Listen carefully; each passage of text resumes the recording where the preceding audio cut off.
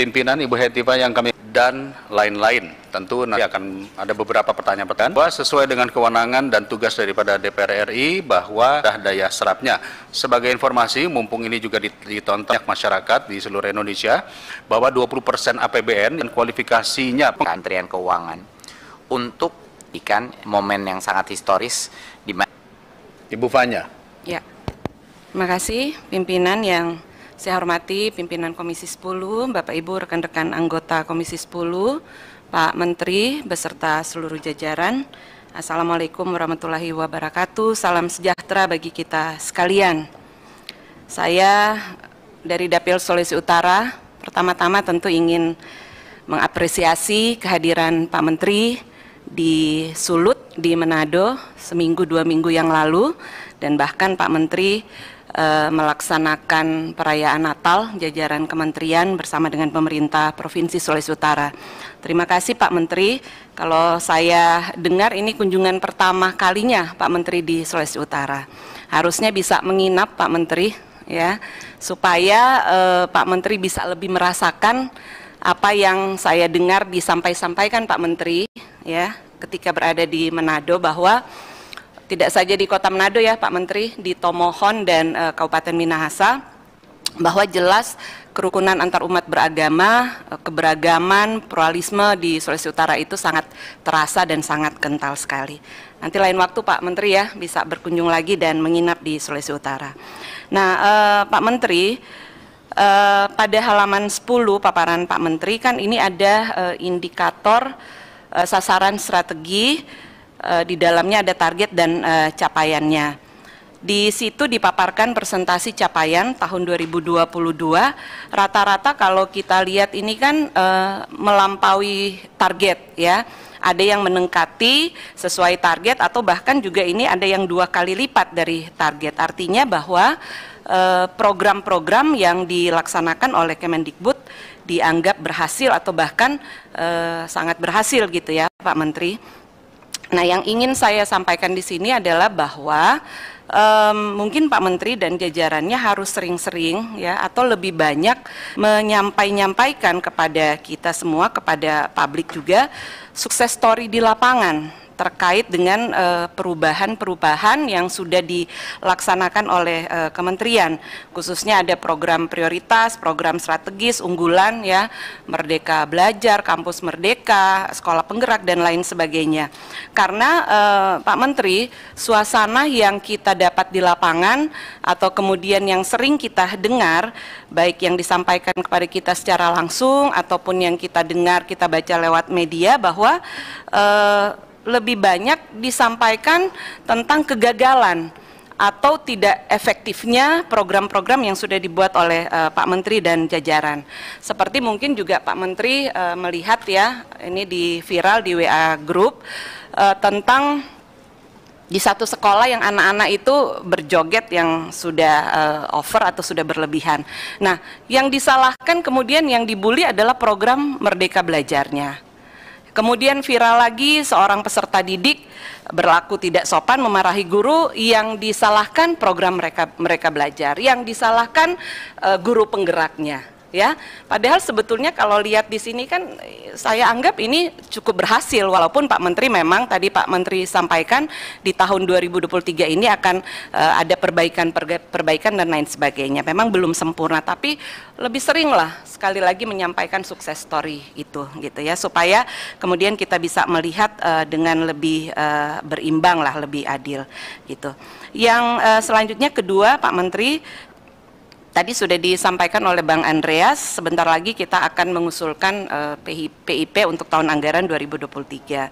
Nah, sudah banyak disampaikan carut-marut ya, dari kemudian pendataannya, pengusulannya sampai kepada tadi pencairannya di lapangan. Nah, masalah data tidak sinkron, NIK, dan lain sebagainya. Nah, kami berharap tentu Pak Menteri dan seluruh jajarannya lebih proaktif dalam melaksanakan sosialisasi atau kemudian menyampaikan surat-surat edaran ke bawah gitu ya, ke dinas-dinas terkait, bahkan sampai dengan satuan pendidikan yang ada di pelosok-pelosok sekalipun, supaya masalah-masalah yang terkait dengan PIP ini ke depan lebih dapat diminimalisir. Yang ingin saya sampaikan Pak Menteri, kami karena ada kepentingan kami di situ, justru program yang lewat aspirasi sebisa mungkin kami laksanakan, ya, istilahnya door to door gitu ya. Kami mengajak supaya memberitahukan kalau kemudian penerima PIP, sampai kemudian kami mengawal sampai pencairannya di bank. Tetapi justru yang kami banyak dapat keluhan, mereka tidak tahu bahwa namanya keluar lewat sekolah, lewat reguler, ya, usulan reguler. Sehingga kami juga kadang-kadang berlaku sebagai dinas pendidikan, di sana ditanyakan kepada kami mana SK, ya, SK untuk program reguler, padahal itu menjadi kewajiban kementerian dan dinas. Terakhir 1 menit, ini titipan dari Dapil, Pak Menteri, terkait guru-guru ASN di sekolah swasta. Walaupun sudah sering disampaikan bahwa tidak ada penarikan guru-guru ASN dari sekolah swasta, tapi tetap saja ini menimbulkan kekhawatiran. Yang lalu khawatirnya akan ditarik ke sekolah swasta. Nah, sekarang guru honorer di swasta yang sudah dididik bertahun-tahun di sekolah swasta, bahkan ini diiming-iming, ya, akan diloloskan P3K, tapi kemudian pindah ke negeri. Nah, sehingga kemudian permasalahannya lagi sekolah swasta kehilangan banyak guru-guru, bahkan guru-guru yang berkualitas yang sudah dididik selama ini. Kami mohon supaya Pak Menteri bisa menyikapi ini. Demikian dari saya, dikembalikan ke meja pimpinan. Terima kasih. Terima kasih. Silakan berikutnya dari fraksi Nasdem, ya. Dari fraksi Nasdem. Baik, hadir Ratih, pimpinan, Bu bukan Ratih, Ratna, silakan. ya, Ratih. Takut salah sebut. Baik, bismillahirrahmanirrahim. Assalamualaikum warahmatullahi wabarakatuh.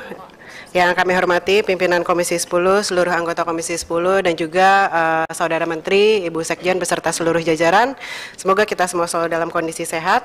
Saya langsung saja untuk memaksimalkan waktu. Saudara Menteri, jadi kami dari fraksi kami menyoroti beberapa hal yang kurang lebih banyak diberitakan belakangan ini. Salah satunya adalah yang saya juga pernah lihat dan baca terkait banyaknya ratusan masyarakat di bawah umur, yang dimana saya yakin ratusan masyarakat ini tentu banyak di situ isinya pelajar juga. Mereka meminta dispensasi nikah ke otoritas Pemda setempat. Begitu. Nah, ini kan pikiran kita jadi macam-macam nih, kok bisa sih fenomena ini terjadi, gitu kan. Nah, dan ini saya ngelihatnya ini sangat jauh sekali dari cita-cita karakter pelajar kita yang dengan visi misi Mas Menteri adalah mengedepankan profil Pancasila kepada seluruh pelajar kita. Itu baru dari satu fenomena, Pak Saudara Menteri. Lalu berikutnya adalah ini termasuk salah satu dari 3 dosa yang Saudara Menteri selalu sebutkan, yaitu terkait kasus bullying di sekolah. Ini masih sangat sering terjadi di banyak daerah, Saudara Menteri. Dan kalau saya perhatikan bentuk bullyingnya tuh semakin parah gitu. Pokoknya parah deh kalau kita lihat di video-video gitu ya yang beredar secara viral gitu di sosmed. Lalu juga ada lagi lah pelajar bawa senjata tajam ke sekolah, mereka ke sekolah lalu tawuran, ada yang ngebegal bahkan. Ini saya ngelihatnya kok anak-anak ini pergi ke sekolah udah kayak mau perang, Saudara Menteri, bukannya mau belajar gitu. Nah, sedangkan saya melihatnya, kita melihat bahwa program Kemendikbud ini adalah mengedepankan kurikulum Merdeka ini salah satunya untuk mendorong penguatan pendidikan karakter dan lain sebagainya. Tapi saya melihatnya kok masih banyak terjadi, khususnya bukan di kota-kota besar ya, justru ini banyak yang di luar daripada kota-kota besar. Nah, mungkin ini hal yang juga harus dievaluasi. Lalu juga Saudara Menteri pernah menyampaikan hasil pemaparan asesmen nasional tahun 2021 yang dimana penilaian karakter siswa itu harus berbanding lurus dengan hasil asesmen kompetensinya, which is adalah literasi dan numerasinya. Nah, di 2021 ini hasil asesmen yang Mas Menteri sebutkan, hasilnya adalah indeks karakter pelajar kita itu ada di bawah, ada dalam kriteria berkembang, yang dimana saya nangkapnya berkembang ini artinya adalah para pelajar ini berarti sudah terbiasa dalam kehidupan sehari-harinya, mereka menerapkan nilai-nilai karakter pelajar Pancasila yang berakhlak mulia dan lain sebagainya yang tadi sempat disebutkan oleh Pak Gub Gorontalo kita. Lalu juga, tapi ya balik lagi, berita-berita yang diedarkan itu kok saya ngelihatnya tidak berbanding lurus gitu dengan apa yang sudah disampaikan di hasil asesmen nasional. Bahkan di sini saya mengutip apa yang diucapkan oleh Saudara Menteri, yaitu hasil asesmen nasional. Anak-anak kita dan sekolah kita sangat kuat dalam bidang iman, takwa, dan akhlak mulia. Dan juga dalam aspek kreativitas. Ini dua hal tertinggi. Nah, berdasarkan apa yang kutipan Saudara Menteri tadi dengan apa tadi yang saya sampaikan, menurut saya ini sudah sangat perlu, asesmen ini menurut saya harus dievaluasi Pak Menteri. Itu satu. Lalu juga terkait rekrutmen guru P3K. Saya lebih banyak bertanya daripada mengomentari. Salah satunya adalah bagaimana progres hari ini, karena kita juga butuh updatean, karena kita kalau pulang ke dapil juga selalu ditanya gimana sih Bu ini terkait P3K, terus-terusnya mereka guru-guru yang sudah lulus passing grade. Lalu apakah Pemda sudah meningkatkan jumlah pembukaan formasi untuk jadi guru di wilayahnya. Lalu juga bagaimana kalau sampai bulan Maret nanti ternyata jumlah guru P3K yang diangkat itu tidak sampai 1 juta, kuotanya ini mau diapakan gitu, sisa kuota yang sudah ada tuh gimana gitu. Lalu juga masih banyak alasan-alasan Pemda yang tidak mau ataupun masih sangat ragu untuk melakukan pengangkatan guru. Salah satunya adalah terkait penganggaran untuk menggajinya mereka itu loh. Nah, itu gimana proses komunikasinya Kemendikbudristek dengan Pemda untuk mengklirkan terkait tanggung jawab seperti ini. Lalu juga kami dari fraksi Nasdem ingin Saudara Menteri mempertimbangkan lagi pengorbanan tambahan yang harus diemban oleh para guru yang telah lolos administrasi untuk direkrut sebagai guru P3K. Apabila mereka tidak ada formasi yang mereka inginkan di lingkungan wilayah mereka bekerja saat ini, atau ada nih formasinya tapi mereka terlempar ke lokasi yang sangat tuh. Jadi di satu sisi mereka kalau mengundurkan diri pasti kan mereka kena sanksi, dan terutama ini juga tentu merugikan negara gitu ya. Tapi juga di satu sisi tentu harus kita pahami bahwa diperlukan adaptasi untuk lingkungan baru yang tidak mudah untuk para guru ini gitu. Untuk apalagi tadi juga sempat disampaikan banyak guru-guru sekolah swasta kehilangan gurunya karena mereka ikutan ke P3K ini. Sebenarnya memang itu opsionalnya mereka, tapi menurut saya harus ada solusi yang konkret terkait hal ini. Lalu juga sedikit respon kami terhadap paparan yang tadi Saudara Menteri sampaikan terkait program evaluasi Kemendikbudristek tahun anggaran 2022. Tentu kami dari fraksi Nasdem mengucapkan terima kasih sebesar-besarnya, terkhususnya untuk PIP dan juga KIP yang dimana ini betul-betul sangat membantu anak-anak kita melanjutkan pembelajarannya di tingkat lebih lanjut, dan kami harap ini bisa tetap ditingkatkan kembali. Dan sedikit catatan ini dari apa yang tadi dipaparkan di halaman 6, 5 tahun belakangan ini partisipasi murni pelajar SMA dan SMK sederajat kita sangat stagnan di angka 60 sampai dengan 62%. Jadi dan rata-rata lama sekolah ini belum mencapai 9 tahun. Ini saya nangkepnya tandanya amanat undang-undang kita sebenarnya belum tercapai untuk wajib belajar 9 sampai dengan 12 tahun. Dan masih banyak juga remaja yang sangat putus sekolah. Jadi sekali lagi Saudara Menteri beserta seluruh jajaran KIP, PIP itu sangat membantu mereka untuk tidak putus sekolah. Jadi mungkin itu saja pimpinan. Terima kasih atas waktunya. Mohon maaf apabila ada salah penyampaian. Wabillahi taufiq wal hidayah. Wassalamualaikum warahmatullahi wabarakatuh. Terima kasih Ibu Rati. Masih di Nasdem. Pak Aam, silakan Pak Aam. Baik, Assalamualaikum warahmatullahi wabarakatuh. Selamat siang dan salam sejahtera buat kita semua. Terima kasih pimpinan dan terima kasih juga Mas Menteri beserta seluruh jajaran. Mudah-mudahan rapat kali ini mendapatkan solusi yang terbaik buat kita semua demi masa depan pendidikan di Indonesia. Saudara Menteri, saya masih ingat betul ketika kita raker tanggal 10 November 2022. Tapi apa yang saya ingin sampaikan di sini adalah bukan dalam rangka untuk mencari persoalan atau siapa yang salah, tapi bagaimana kita mencarikan solusi yang terbaik buat guru-guru yang ada di Indonesia. Karena apa? Kalau dulu dikatakan guru tanpa tanda jasa, mohon maaf kalau saat ini saya mengatakan guru tanpa penghargaan. Oleh karenanya mari kita cari solusi yang terbaik, win-win solution buat kebaikan guru bersama. Ketika rapat tanggal 10 November, Pak Menteri dan Bu Dirjen, Bu Nunu mengatakan bahwa penempatan kerja guru-guru itu adalah karena pilihan guru tersebut. Ya. Seperti di dapil saya ada yang ditempatkan di Halsel, di Jayawijaya, di Kasongan, dan di beberapa daerah lainnya. Fakta yang terjadi, Mas Menteri, ketika ada demo guru di DPR RI dan sempat saya juga langsung menerima audiensi di sini, ada seorang guru yang bernama Ibu Anissa dari Sungiwetan, Kecamatan Keraton, Kabupaten Pasuruan. Dia ditempatkan di Tangerang. Nah, karena menurut dia, karena ini masih satu wilayah Jawa, dari Jawa Timur ke Tangerang masih dekat, akhirnya datanglah Ibu Anissa itu ke Tangerang. Tapi apa yang didapatkan ketika dia nyampe di dinas di Tangerang, bahwa kepala dinas di sana mengatakan bahwa lawang di Tangerang saja masih banyak guru yang belum mendapatkan informasi, ngapain saya terima jauh-jauh dari Pasuruan. Oleh karena saya kira hal-hal seperti ini harus segera kita carikan solusi yang terbaik. Ini baru satu contoh kasus Ibu Anissa.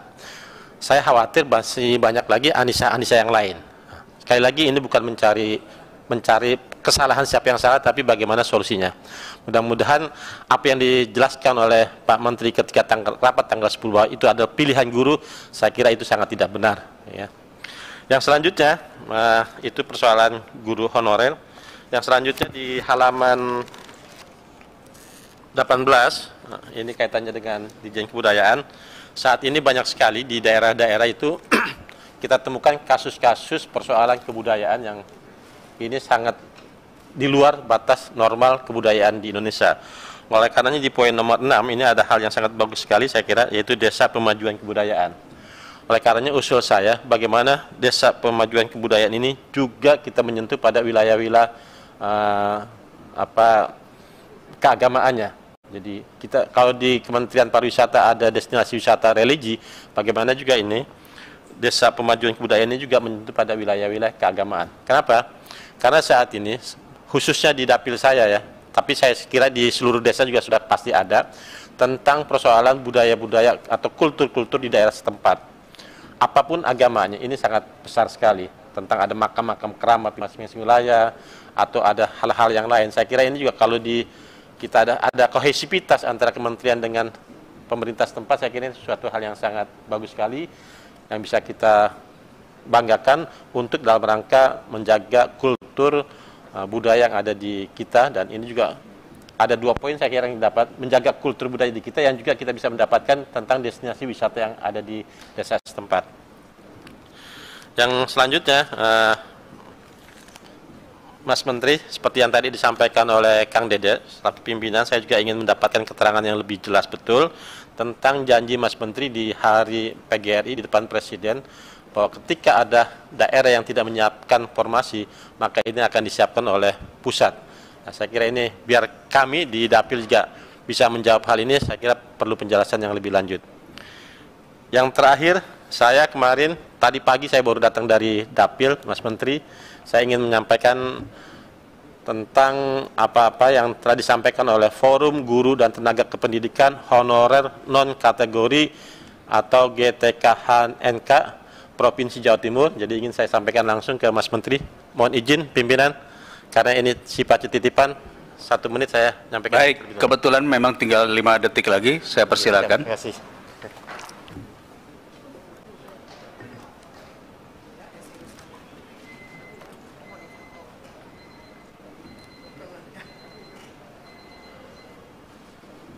Insya Allah terpilih lagi, Pak. Baik, saya bergerak ke mana sekarang? PKB ya. PKB mau menyampaikan surat cinta juga? Enggak. Langsung itu kalau Silakan. Terima kasih pimpinan. Assalamualaikum warahmatullahi wabarakatuh. Yang saya hormati pimpinan beserta seluruh anggota DPR RI Komisi 10. Yang saya banggakan Mas Menteri, Bu Sekjen beserta seluruh jajaran di Kemendikbud Ristek Dikti. Saya langsung saja. Yang pertama adalah berkenaan dengan serapan anggaran tahun 2022. Jadi jika dihitung itu yang tidak terserap kan hampir sekitar 3,9, jadi hampir 4 triliun. Tentunya ini menjadi evaluasi dalam perencanaan anggaran di tahun 2023. agar penyerapan anggarannya lebih optimal. Karena kalau dihitung secara global itu anggaran yang tidak terserap itu hampir satu kementerian. Gitu. Pariwisata itu anggarannya cuma 3,3, jadi ini tidak terserap 3,9. Ini walaupun kecil hitungannya persentasenya, tetapi secara jumlah itu cukup besar, Mas Menteri. Sangat tepat jika dialihkan ke program-program yang jelas gitu, ke KIP ataupun PIP, yang memang tingkat realisasinya sangat diharapkan oleh masyarakat. Kemudian berkenaan dengan vokasi, memang kita tahu bahwa SMK Pusat Keunggulan ini cukup luar biasa, punya peminatan cukup luar biasa di daerah-daerah. Yang perlu kita pikirkan sekarang itu bagaimana SMK itu bukan hanya negeri saja, tetapi juga ada swasta. Nah, ini saya melihat di dapil saya, SMK swasta itu kalau satu kabupaten itu yang swasta itu yang dapat SMK Pusat Keunggulan itu paling ada 1 atau 2, Mas Menteri, dari sekian banyak SMK yang ada di satu kabupaten kota. Nah, ini menjadi catatan kepada kita bersama, jangan sampai kecemburuan itu nanti muncul seperti perguruan tinggi swasta dengan perguruan tinggi negeri. Nah, ini yang harus mulai dilihat, dipeta kembali penyerapan anggarannya. Kita mengharapkan SMK Pusat Keunggulan ini semakin punya keberpihakan kepada seluruh masyarakat, baik mereka yang diterima di negeri maupun juga swasta. Karena kita bonus demografi ini kan hanya sesaat lagi, Mas Menteri. Hanya hitung, ya nggak nyampe 20 tahun lagi. Tinggal boleh dikatakan optimalnya hanya tinggal nggak lebih dari 10 tahun lagi. Nah, ini anggaran sangat tepat jika kita dorong kepada vokasi, karena memang kita mengharapkan hari ini adalah lulusan langsung mereka bisa menjadi seorang entrepreneur, bukan lagi mereka sebagai pekerja. Kita mengharapkan mereka seorang entrepreneur. Kenapa? Karena di saat bonus demografi dan revolusi industri 4.0, berita kemarin itu aja, Google itu mem-PHK-kan 12.000 karyawan. Kemudian Microsoft itu 10.000, Amazon 18.000. Artinya dengan revolusi industri 4.0 banyak pekerjaan-pekerjaan yang mulai digantikan oleh robotik dan lain-lainnya.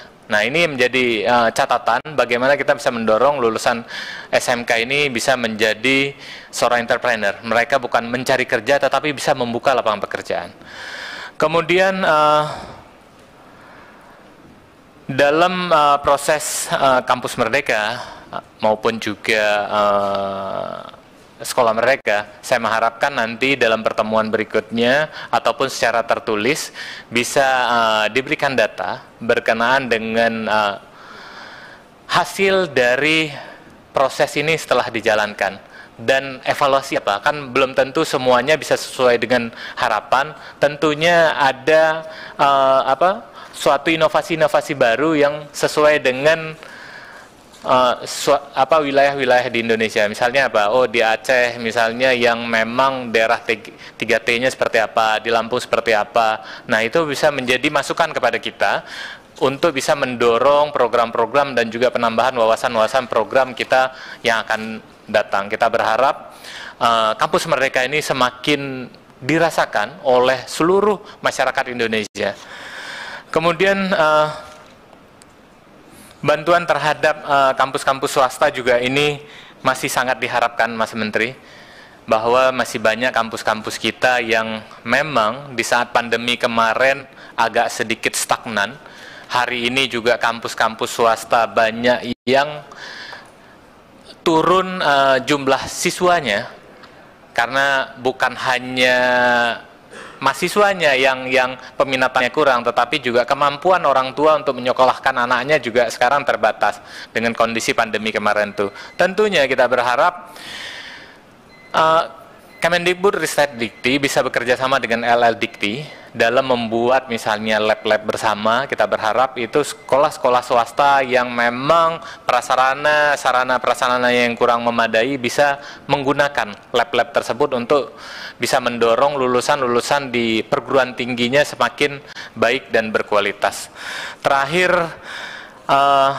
sama seperti yang disampaikan oleh teman-teman bahwa guru-guru P3K ini kok bisa episodenya ada akhirnya, Mas Menteri, jadi bisa selesai, permasalahannya tidak ada lagi, kemudian kesejahteraan mereka telah dipenuhi, harapan-harapan mereka, hak-hak mereka itu benar-benar bisa mereka rasakan. Karena sampai hari ini saya masih mendapatkan SMS, WA, kalau saya pulang ke Dapil itu rame-rame datang ke rumah maupun juga ke rumah aspirasi saya menyampaikan bahwa masih banyak daerah yang mereka belum mendapatkan hak-hak yang harus diberikan kepada mereka. Mungkin itu, Mas Menteri, nanti akan ada tambahan dari Bang Andi. Terima kasih. Wallahul muwaffiq ila aqwamit thoriq. Wassalamualaikum warahmatullahi wabarakatuh. Waalaikumsalam. Terima kasih Pak Kapoksi yang mungkin akan sibuk lagi bikin cabang-cabang relawan.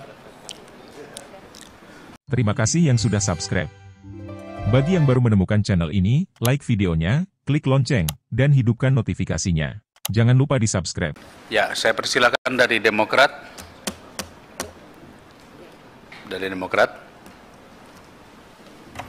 Baik, terima kasih Pak Pimpinan dan Bapak Menteri beserta jajaran yang saya hormati.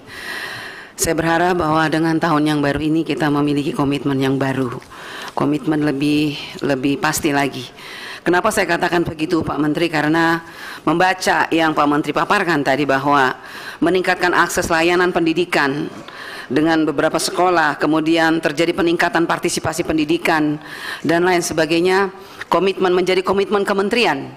Tetapi minta maaf Pak Menteri, saya ingin mengatakan sekali lagi bahwa seperti yang teman-teman katakan, bahwa apa yang dikatakan oleh Pak Menteri sore hari ini itu belum semuanya dapat dirasakan oleh kami, khususnya di daerah 3T. Ya, yang pertama, masih banyak persoalan program-program prioritas kementerian di daerah 3T. Saya akan paparkan satu-satu. Pertama, program Indonesia Pintar. Tadi sudah banyak dikatakan oleh teman-teman bahwa kita meminta kalau bisa hari ini juga diputuskan untuk masa aktivasi itu ditambah. Karena apa? Karena satu, ini kesalahan dari kementerian sendiri. Kenapa saya bilang kesalahan kementerian? Karena kementerian tidak melakukan evaluasi atau monitoring terhadap dinas-dinas yang ada di seluruh Indonesia. Makanya dinas-dinas diam. Dinas diam, kepala sekolah diam. Akhirnya kepala sekolah diam, rakyat lari ke kami. Karena kami adalah anggota DPR RI yang memiliki rumah aspirasi rakyat. Lari bertumpuk ke rumah-rumah aspirasi. Kalau saya mau paparkan di sini Pak, terlalu ngeri. Itu bahkan kadang-kadang rumah aspirasi rakyat saya buka dari pagi bahkan sampai malam hanya untuk melayani rakyat miskin, yang padahal kalau kita mau lihat nama-nama mereka itu tidak ada di pemangku kepentingan, adanya justru di reguler. Makanya berapa kali saya minta Ibu Sekjen, data itu dibukanya awal, data itu real. Dan saya minta Pak, khususnya untuk pusat pembinaan pelayanan pendidikan apa ya Pak, pembiayaan Pak Kahar, tolong saya minta sore hari ini untuk NTT dibuka.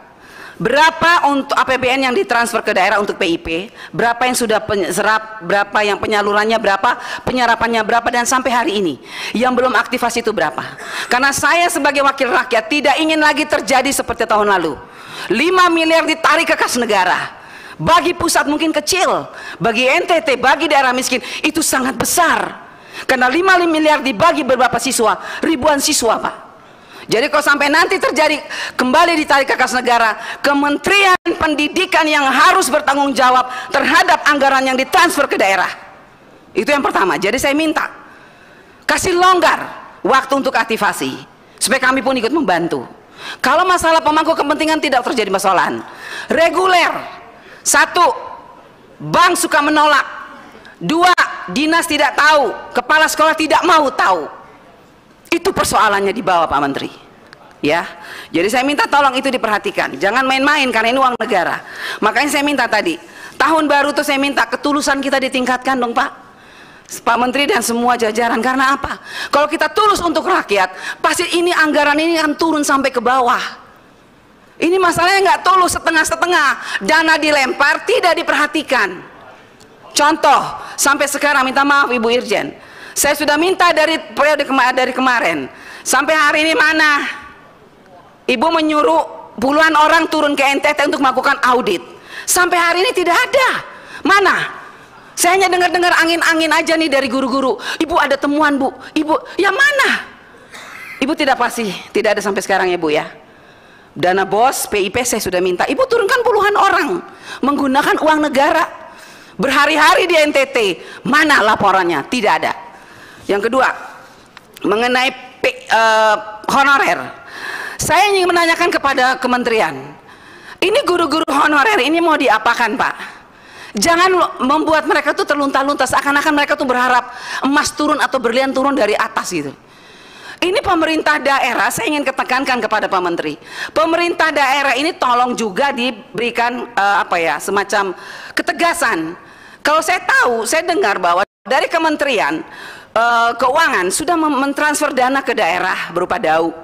Dan di situ ditulis dana dipergunakan sudah diperhitungkan untuk P3K. Katakanlah 51 miliar misalnya untuk Kabupaten Kupang, sekian miliar untuk provinsi. Tapi ketika provinsi saya datang, gubernur bilang, oh kita sudah pakai. Kita tidak tahu kalau itu loh.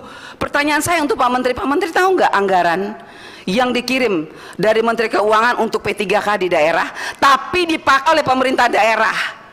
Pertanyaan saya, siapa yang bertanggung jawab terhadap uang ini Pak? Ini uang diperuntukkan untuk P3K, tapi dipakai oleh Pemda. Yang saya heran, kok kementerian diam? Yang ngurus ini kan Bapak sebagai menteri. Yang ngurus pendidikan P3K ini kan kementerian. Kenapa diam? Nah sekarang saya dengar lagi nih, Pak Menteri, saya sempat baca nih di YouTube, bahwa tidak akan ditransfer dana ke daerah, daunya ditahan dulu deh kalau pemerintah daerahnya tidak serius. Itu dilakukan apa enggak Pak? Saya bersyukur tadi Bu Nunung memberikan kepada saya bahwa ada Permenkyu yang baru, bahwa dana tunjangan khusus, dana tunjangan melekat di dalam DAU. Begitu ya Bu, nanti mohon penjelasan. Kalau memang itu terjadi, puji Tuhan, saya sebagai orang Kristen mengucapkan puji syukur. Karena banyak air mata guru-guru yang masih belum selesai Pak.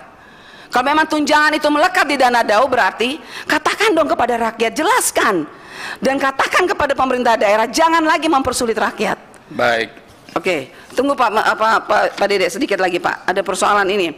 Ada juga masalah ini. Apa tadi sudah hilang? Ya, itu tadi Pak.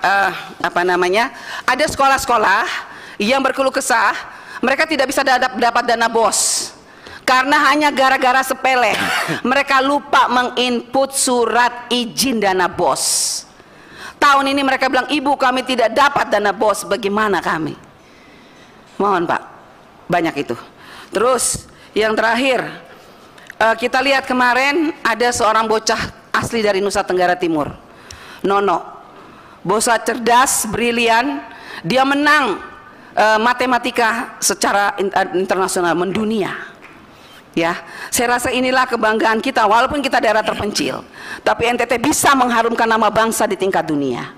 Pertanyaan saya, apa yang dilakukan oleh Pak Menteri untuk anak ini? Apa yang dilakukan bangsa untuk anak-anak seperti ini? Saya tahu bukan hanya satu orang, mungkin ada banyak.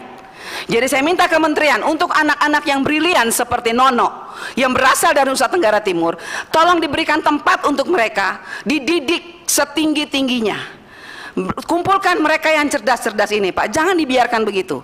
Saya sedih kalau sampai anak ini begitu brilian mengharumkan nama bangsa di tingkat dunia, tapi tidak mendapat respon atau tidak mendapat apapun dari pemerintah. Baik. Nah, itu aja pimpinan, saya rasa itu, dan sekian dan terima kasih. Terima kasih Ibu Anita, memang benar Pak.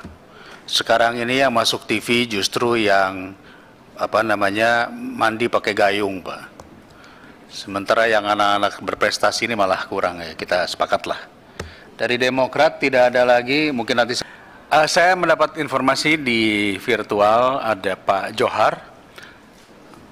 Mohon mungkin bisa kita mempersingkat waktu biar cepat. Silakan Pak Johar. Terima kasih pimpinan. Assalamualaikum warahmatullahi wabarakatuh. Pimpinan muslim yang berbahagia. Alhamdulillah kita bisa bertemu lagi ya. Termasuk saudara menteri seluruh jajaran, terima kasih paparannya. Kita berikan apresiasi terhadap anggaran yang telah terpakai, itu tinggi 90 ya, sekitar 57%.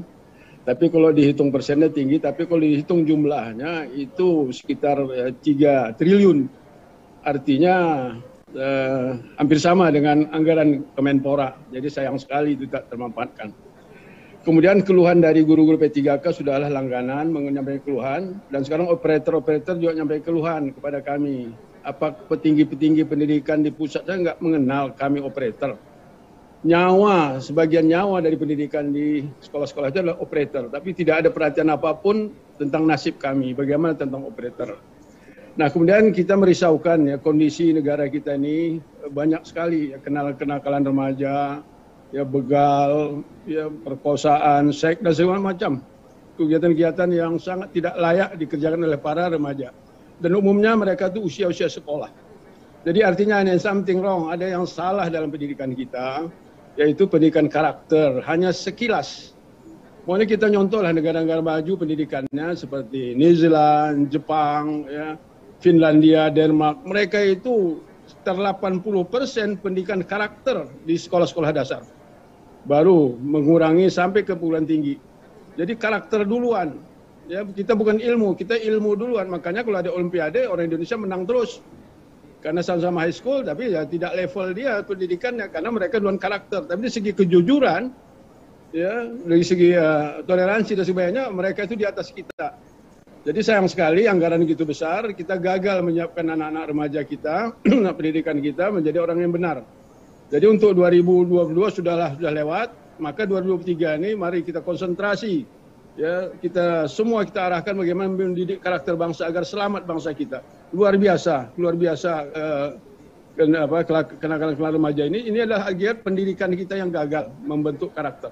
Oleh karena itu saya harapkan kita sama-sama bertanggung jawab, sama-sama kita perbaiki bangsa ini dengan mengundangkan akhlak bangsa ini dengan pendidikan. Terima kasih pimpinan, terima kasih Saudara Menteri. Mohon maaf. Assalamualaikum warahmatullahi wabarakatuh. Waalaikumsalam, terima kasih. Saya di posisi daerah karena mempersiapkan petinggi partai akan berkunjung ke Medan, jadi saya bersiap di sini. Terima kasih. Mantap. Oh iya. Cukup.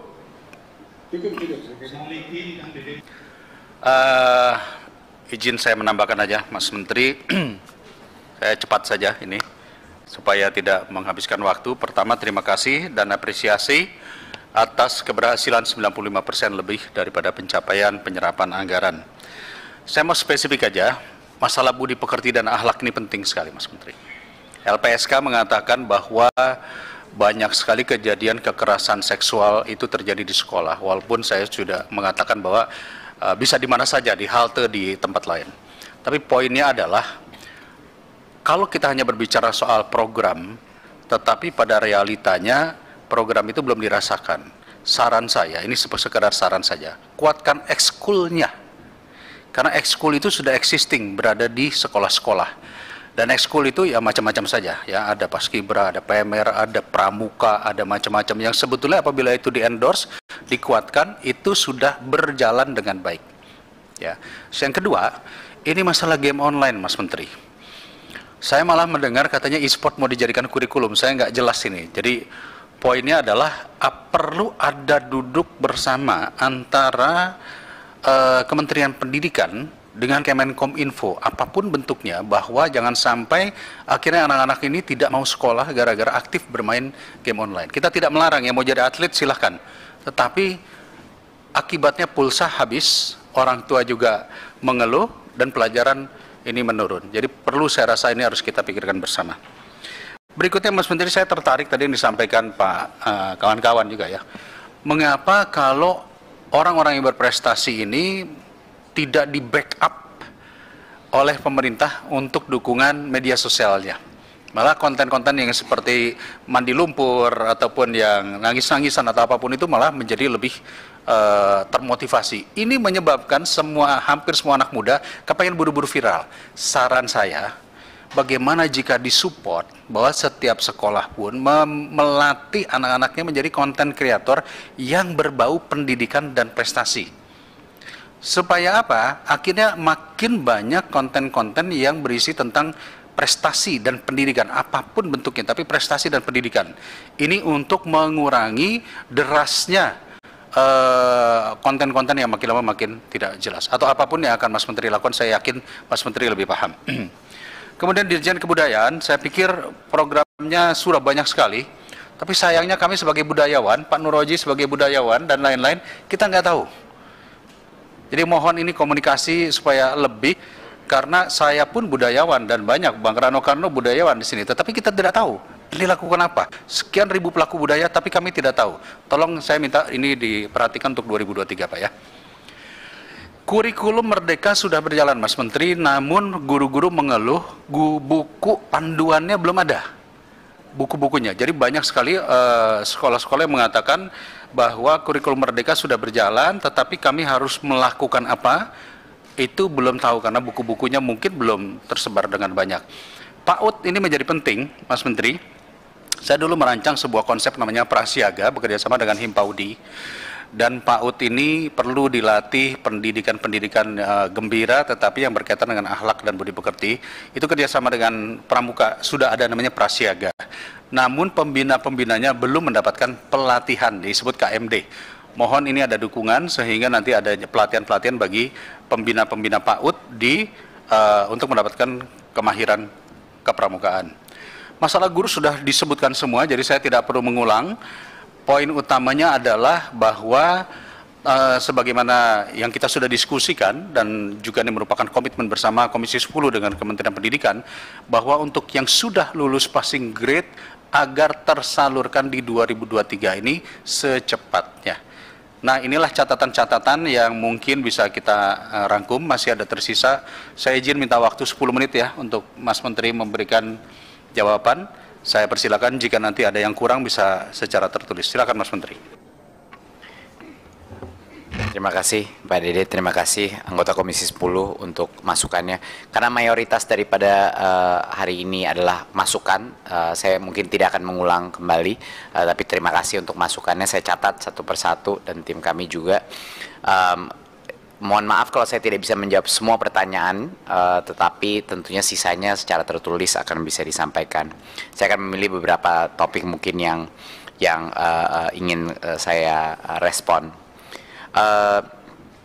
Yang pertama adalah mengenai kenapa? Ya. Yang pertama adalah mengenai automatic adjustment ini.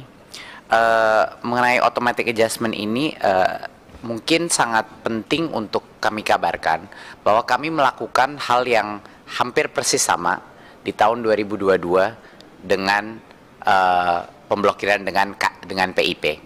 Jadinya bagi yang khawatir bahwa pemblokiran ini akan sebenarnya beresiko terhadap implementasi PIP, tidak perlu khawatir karena di tahun kemarin kita melakukan hal yang persis sama untuk melakukan ini, dan kami yakin bahwa pencairan itu akan terjadi di semester sebelumnya. Jadi sudah pasti ini bukan dipotong ini anggarannya, tetapi diblokir, tapi kami pasti akan menyelesaikan penyalurannya di semester kedua daripada tahun 2023. Jadi itu mungkin akan menenangkan bagi Bapak Ibu, program PIP aman, malah kita memastikan bahwa dengan menggunakan ini program prioritas kita aman, tapi PIP juga pasti aman. Mengenai program honorer, singkat saja, saya akan mengulang sedikit lagi mengenai apa yang akan terjadi. Kita memang memberikan pengumuman bahwa kalau misalnya sekarang ini kan kita melalui ronde formasi lagi di daerah, ya, jadi Pemda akan mengajukan formasi. Kalau misalnya itu gagal lagi, bahwa Pemda tidak mengajukan formasi, barulah kita akan masuk ke tahap berikutnya, yaitu memulai membicarakan dan mengimplementasi formasi dari pusat. Tapi itu butuh waktu prosesnya. Tetapi yang sudah diputuskan 100%, kenapa harapan besar kami adalah Pemda itu akan mengajukan formasi? Karena di tahun ke depan Kemenq udah pasti akan mengajukan suatu peraturan baru di mana dana DAU itu tidak akan kekirim kepada Pemda yang khusus dialokasikan untuk P3K. Jadi apa yang disebut Bu Anita sebelumnya itu tidak bisa terjadi lagi, karena saat ini tidak akan ditarik, hanya akan ditransfer kalau sudah diangkat P3K-nya sesuai dengan formasi kebutuhan yang ditetapkan pusat, ya tentunya. tetapi harus diangkat dulu oleh daerah. Jadi harapan besar kami ini akan benar-benar mendorong Pemda, karena kalau tidak ya uang itu tidak turun. Jadi apa gunanya juga tidak mengangkat para P3K, para guru honorer. Dan tentunya keluhan-keluhan mengenai sekolah swasta sepertinya sudah kami perjelas berapa kali.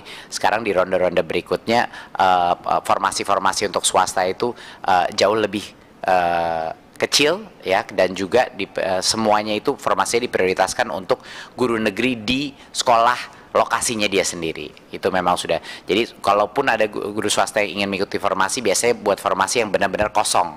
Misalnya di daerah yang tidak ada guru atau kekurangan guru, dan itu pun masih ada kesempatan, tapi tentunya mayoritas prioritasi adalah guru negeri di sekolah negerinya dia sendiri gitu, biar tidak terjadi disrupsi yang terlalu besar. Terima kasih Bapak dan Ibu yang saya hormati. Akhirnya kita telah menyelesaikan evaluasi dan juga program-program unggulan. Untuk itu saya ucapkan terima kasih banyak atas kehadiran Mas Menteri beserta seluruh jajaran, luar biasa sekali. Tetapi yang harapan kami tentunya adalah PR-PR kita yang terbesar, ada beberapa hal yang penting harus diselesaikan, terutama Prof. Nunu juga harus lebih out of the box lagi ya. Lalu kemudian juga dari direktorat-direktorat lainnya kita harapkan juga lebih gencar. Dikdasmen, dan saya catat tadi masukan Mas Menteri bahwa perlu adanya konten-konten kreatif lebih banyak lagi terkait prestasi dan pendidikan. Dengan demikian, saya berikan kesempatan Mas Menteri untuk menutup rapat kita kali ini. Silakan Mas. Saya rasa cukup dari kami, Pak Ketua. Terima kasih sekali lagi. Assalamualaikum warahmatullahi wabarakatuh. Terima kasih, dan akhirnya dengan baca hamdalah kita tutup rapat kita. Alhamdulillah. Ibu